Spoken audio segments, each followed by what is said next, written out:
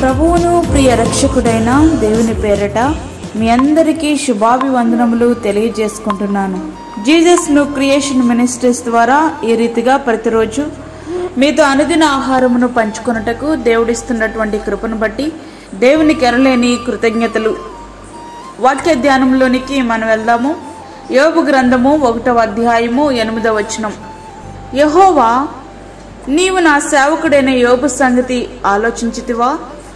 అతడు యథార్థవర్తనుడును న్యాయవంతుడై దేవుని యందు భయభక్తులు కలిగి చెడుతనమును విసర్జించినవాడు. భూమి మీద అతని వంటి వాడెవడునూ లేడు. దేవుడు సాతానుతో మాట్లాడుతున్న మాటలివి. ఒక వ్యక్తిని గూర్చి దేవుడే స్వయంగా ఇస్తున్నటువంటి సాక్ష్యం. ఇక్కడ మనం సందర్భం చూస్తుంటే సాతానుకు తెలియని యోబు గారిని దేవుడే పరిచయం చేస్తున్నట్లు అనిపిస్తుంది కదూ. కానీ అది వాస్తవము కాదు. యోబు గారి సంగతి మాత్రమే కాదు, ఆయనకు కలిగిన సమస్తమును గూర్చిన సంగతి సాతానుకు తెలుసు. అపవాది యోబు ఓరకయే దేవుని యందు భయభక్తులు గలవాడాయన, నీవు అతనికిని అతని ఇంటికిని అతని కలిగిన సమస్తమునకును చుట్టే కంచె వేసేదివి కదా. నీవు అతని చేతి పనిని దీవించుట చేత అతని ఆస్తి దేశములో బహుగా విస్తరించి ఉన్నది. అయినను నీవు ఇప్పుడు నీ చేయి చాపి అతనికి కలిగిన సమస్తమును మొత్తిన ఎడల అతడు నీ ముఖము ఎదుటనే దూషించి నిన్ను విడిచిపోవును అని యెహోవాతో వాదిస్తున్నాడు.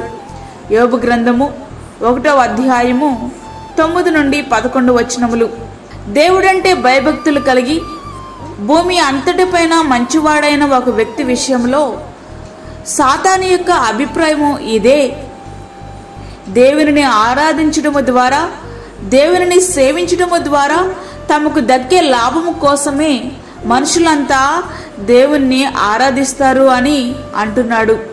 మానవ జాతి అంతటిలోనూ దేవుడంటే యథార్థమైన ప్రేమ, భయభక్తులు ఉండటం అన్నది వట్టి మాట అంటున్నాడు సాతాను. ఈ లోకంలో కనిపించే భక్తికి, ఆసక్తికి మూలం కేవలం స్వలాభాపేక్ష, స్వార్థం మాత్రమే అని సాతాను యొక్క అభిప్రాయం. దురదృష్టవశాన సాతాను వెలిపించిన ఈ అభిప్రాయం చాలా మట్టుకు సత్యమే. పాపాత్ములైన మనుషులు కేవలం తమ గురించి ఆలోచిస్తూ ఉంటారు. దేవుని నుంచి తమకేమి లభిస్తుందో అనే చూస్తూ ఉంటారు, కానీ దేవునిని ప్రేమించరు. దేవుడు వ్యక్తుల మనసుల్లో పనిచేసి వారిని మార్చగలడు. వారికి క్రొత్త స్వభావాన్ని ఇచ్చి తన ప్రేమను వారి హృదయాల్లో నింపగలరు. అలాంటి వారు దేవునికి నిజముగా సేవ చేయగలుగుతారు. ఆయన కోసం తమకున్న సమస్తాన్ని వదులుకునేందుకు వెనుకాడరు. పౌలు గారు ఇలా అంటున్నారు, పేతురు, ఇదిగో మేము సమస్తమును విడిచిపెట్టి నిన్ను వెంబడించితిమి అని ఆయనతో చెప్పసాగెను. మార్కు సువార్త 10వ అధ్యాయము 8వ వచనం. వారు దోణులను దరికి చేర్చి సమస్తమును విడిచిపెట్టి ఆయనను వెంబడించిరి. లూకా సువార్త 5వ అధ్యాయము 11వ వచనం. నిశ్చయముగా నా ప్రభువైన యేసుక్రీస్తును గూర్చిన అతిశ్రేష్టమైన జ్ఞానము నిమిత్తమై సమస్తమును నష్టముగా ఎంచుకొనుచున్నాను. ఫిలిప్పీలకు రాసిన పత్రిక 3వ అధ్యాయము 8వ వచనం. ప్రియ స్నేహితుడా, వాక్యం వింటున్నటువంటి ప్రియ దేవుని బిడ్డ, దేవునిని నిజముగా సేవించేవారున్నారు అనే దానిని ఒప్పుకునేందుకు సాతాను ఇష్టపడడు. దేవుని ప్రజలపై నేరాలు మోపుతూ వారిని వ్యతిరేకిస్తూనే ఉంటాడు. మనుషులు దేవునికి ఎదురు తిరిగి ఆయన్ను తూలనాడేలా చేయడమే సాతాను యొక్క ఆశయం. ఇలా చేసే వాళ్ళంతా అసలు సాతాను ఉన్నాడని తెలియకపోయినా సాతాను పక్షంగా చేరుతున్నారన్నమాట. సాతానుకు దేవుడంటే ద్వేషం. మనుషులందరూ కూడా ఆయన్ని ద్వేషించేలా చేయడమే వాడి ఆశయం. సాతానుకు మనుషులంటే కూడా ద్వేషం. దేవుడు మనుషులకు తీర్పు తీర్చి శిక్షించి నాశనము చేయడమే వాడి ఆశయం. అట్లాంటప్పుడు యోబు గారు చేసే భక్తి నిజమైనదని, అతని పట్ల సాతాను కలిగి ఉన్న అభిప్రాయం తప్పు అనేది నిరూపితం కావాలంటే యోబు గారిని సాతానుకు అప్పగించాల్సిందే. ఈ పోరాటంలో దేవునికే మహిమ. ప్రియ స్నేహితుడా, వాక్యం వింటున్నటువంటి ప్రియ దేవుని బిడ్డ, మరి మన జీవితంలో దేవుడు ఇవ్వగలిగే సాక్ష్యం ఏమిటి? మన భక్తి స్వార్థపూరితమైనదా, యథార్థమైనదా? దేవుడు మనలను సాతాను చేతికి అప్పగిస్తే సాతానుకు ఎదురెళ్ళి నిలబడగలమా? మరి ఒక్కసారి మనల్ని మనం సరి చేసుకుందాం. సాతానికి దూరమై దేవునికి దగ్గరవుదాం.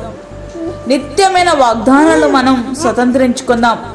అట్టి కృప ధన్యత ప్రభు మనకి అనుగ్రహించునుగాక. ఆమేన్.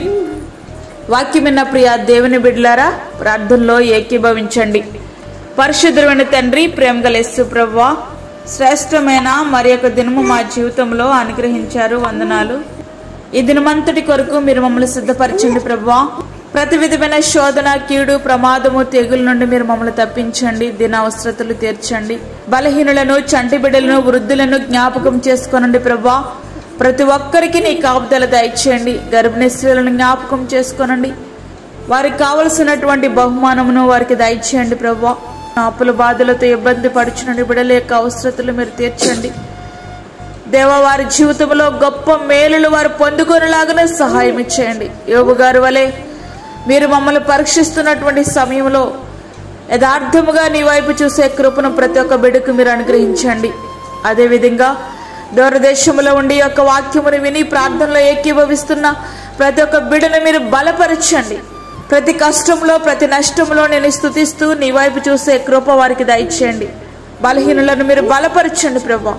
అనేక మంది హాస్పిటల్స్లో నాయనా అనారోగ్యములతో బాధపడుతున్న నీ బిడ్డలను మీరు ముట్టండి, స్వస్థపరచండి. ప్రతి ఒక్కరికి నీ కృపను సమృద్ధిగా మీరు దయచేయండి. మాకు కాదు ప్రభా, మాకు కాదు, సమస్త మహిమ ప్రభావాలు మీకే ఆరోపించుకుంటూ యేసు పరిశుద్ధ నామమున అడిగి వేడుకుంటున్నాము తండ్రి. ఆమేన్. ఈ యొక్క వర్తమానములు ప్రతిదినము పంపించబడతా ఉన్నాయి. ఈ యొక్క వర్తమానములను మీ బంధువులకు, మీ స్నేహితులకు షేర్ చేయండి. దేవుని పనిలో మీరు కూడా పాలిభాగస్తులు కండి.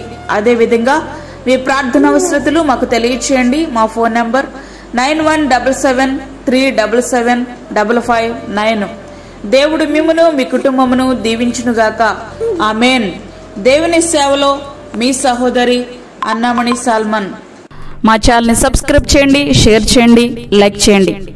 దేవుడు మిమ్మల్ని దీవించునుగాక. ఆమేన్.